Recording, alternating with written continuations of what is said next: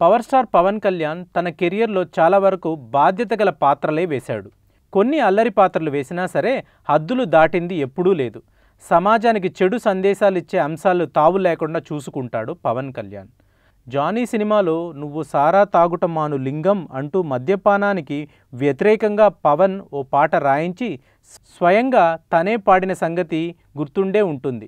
ఆ తర్వాత వచ్చిన గబ్బర్ సింగ్లో మందు బాబులం మేం మందు బాబులం అంటూ మందు కొట్టే వాళ్ళ వాయిస్ వినిపిస్తూ ఓ పాట ఉంటుంది.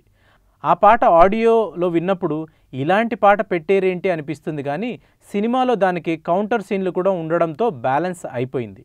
ఇక సర్దార్ గబ్బర్ సింగ్ సినిమా కోసం రాయించిన తోబా తోబా పాట చెడు అలవాట్లకు వంత పాడుతున్నట్టుగా ఉంటుంది.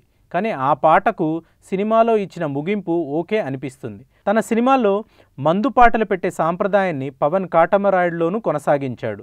ఇందులో జివ్వు జివ్వు అంటూ మందు కోసం నాలుక ఎలా లాగేస్తుందో వివరిస్తూ మందుబాబుల ఫీలింగ్స్ను అన్నీ బయట పెట్టేలా పాట రాయించారు.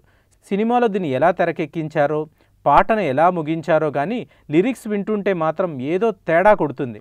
ప్రస్తుతం పొలిటికల్ లీడర్గా ఉన్న పవన్ మున్ముందు రాజకీయాల్లో మరింత క్రియాశీలంగా ఉండాలనుకుంటున్నాడు.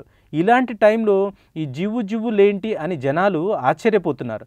మరి సినిమాలో ఈ పాటకు సంబంధించి ఏదైనా మతలబు ఉందేమో చూద్దాం.